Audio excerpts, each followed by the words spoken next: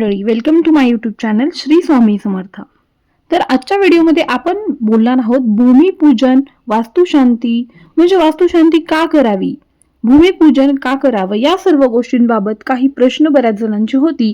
तर त्यावर उत्तरे देण्यासाठी मी हा व्हिडिओ आज बनवलेला आहे. म्हणून व्हिडिओ शेवटपर्यंत बघा, कारण यामध्ये मी असे काही 2-3 गोष्टी सांगणार आहे आणि उपाय पण सांगणार आहे, जेणेकरून ते तुम्हाला खूप फायदेशीर होतील. तर आपण व्हिडिओला आता सुरुवात करूया. आणि विशेष म्हणजे ज्यांनी माझ्या चॅनलला सबस्क्राईब केलं नाही आहे त्यांनी लवकरात लवकर सबस्क्राईब करून ठेवा, कारण इथून पुढचे सर्व व्हिडिओ तुमच्यासाठीच आहेत. तर भूमिपूजन व वास्तुशांती का करावी?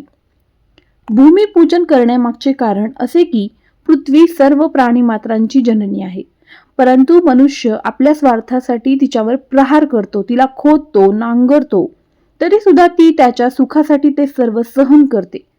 अशा या क्षमाशील, सहनशील, उपकारकर्त्या धरणी मातेचे पूजन करून आपण तिच्याविषयीचा आपला कृतज्ञता भावच प्रकट करीत असतो. अनेक वास्तूत तिचे रक्षण करणाऱ्या वास्तुपुरुषाचे वास्तव्य असते, असे शास्त्रात सांगितले आहे. त्याचे स्मरण ठेवून त्याने सदैव आपल्या वास्तूचे रक्षण करावे, यासाठी वास्तुशांती केली जाते. तसेच दररोज वास्तुपुरुषाला नैवेद्य दाखविण्याची आपल्याकडे पद्धत आहे. वास्तू निर्माण करताना नकळत काही प्राणीमात्रांची हत्या होते. त्यांच्या आत्म्याला शांती मिळण्यासाठी व त्या परिसरात वावरणाऱ्या अतृप्त आत्म्यांचा व अदृश्य शक्तींचा त्रास होऊ नये, यासाठी वास्तुशांती करतात. तर हा झाला वास्तुशांतीचा प्रश्न. तर इथून पुढचा जो आहे तो म्हणजे आपण आता वास्तू बांधतो, तर आपल्या बांधलेल्या वास्तूत धनधान्य, संपत्ती यांची वृद्धी होऊन उत्तम आरोग्य, दीर्घ आयुष्य प्राप्तीकरिता रोज आग्नेय दिशेला मातीच्या पंतीत दिवा लावून वास्तुपुरुषाकडे खालील प्रार्थना करावी. आता मी जी प्रार्थना सांगते ती नीट ऐका, कारण ही चुकायला नाही पाहिजे. वास्तुमूर्ते नमस्तेस्तु भूमी शय्यारत प्रभो मदम गृहम धनधान्यादि समृद्धम कुरु सर्वदा सशैल सागर पृथ्वी यथा वहती मूर्धनी तथा त्वा मम कल्याणम संतती संपत्तिभी सह पूजितोसी मया वास्तो होमादयो अर्चने शुभे प्रसिद्ध पाही विश्वेश देही मे गृहजम सुखम.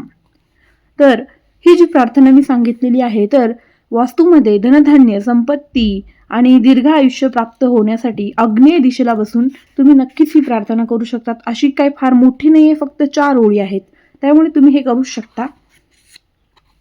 तर आपण वास्तू बांधल्याच्या नंतर घरात शांतता नांदण्यासाठी प्रत्येक घरात वास्तुपुरुष म्हणून एक पुरुष असतो.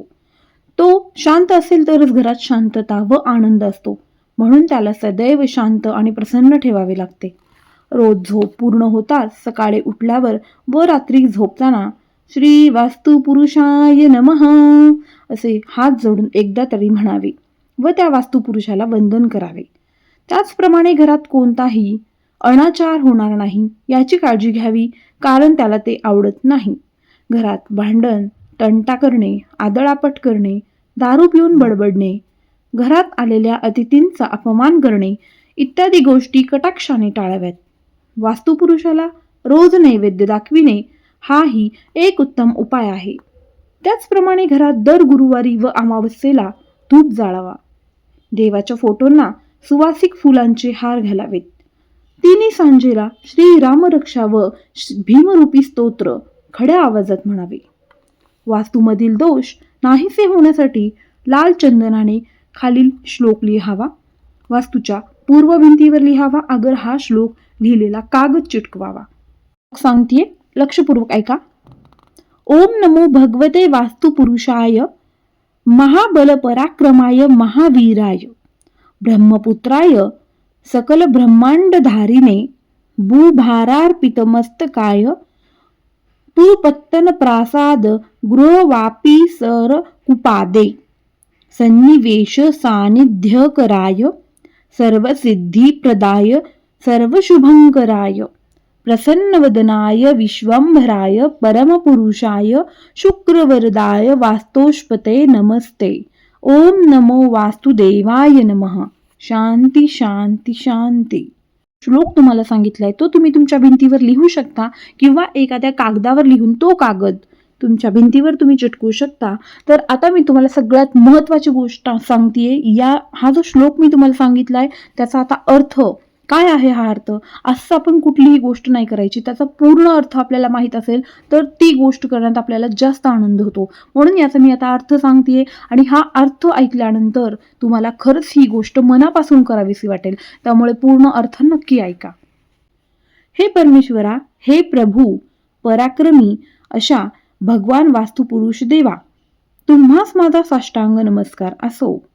या पृथ्वीवर सर्व प्रकारचा वास्तूचा आधार प्रभू आपणच आहात. सृष्टीचे निर्माण करणाऱ्या परम पवित्र अशा ब्रह्मदेवाचे आपण सुपुत्र आहात. तसेच आपण सर्व ब्रह्मांड मस्तकावर धारण करणारे आहात. या ब्रह्मांडाचे वजन आपल्या मस्तकावर पेलणारे आहात. त्यात सर्व प्रकारची शहरे, महाल, वास्तू, जलाशये, देवालये, नद्या, विहिरी, वस्त्या समाविष्ट आहेत. तसेच या वास्तूंमधील राहणाऱ्या लोकांना आपणच सुख समृद्धी तसेच आयुष्य सिद्धी प्रदान करीत आहात. सर्व प्रकारच्या सिद्धींचे दाते आपणच आहात. हे विश्वंभरा, आपण इंद्रापासून वर मिळणारे तसेच परमप्रतापी भगवान वास्तुदेवा, मी आपणास नमस्कार करतो. आज वास्तूबद्दल खूप जास्त माहिती मी तुम्हाला सांगितलेली आहे आणि अशाच पद्धतीने आणखीनही पुढच्या व्हिडिओमध्ये अनेक माहिती मी घेऊन येणार आहे. त्यामुळे तुमचा विश्वास असेल तरच माझ्या चॅनलला सबस्क्राईब करा. व्हिडिओ आवडला असेल तर लाईक करा आणि इतरांबरोबर सुद्धा शेअर करा, जेणेकरून त्यांच्या मागे सुद्धा काही वाईट गोष्टी लागणार नाहीत. आणि तर तुम्हाला व्हिडिओज आवडत असतील तर चॅनलला सबस्क्राईब करायला विसरू नका. धन्यवाद.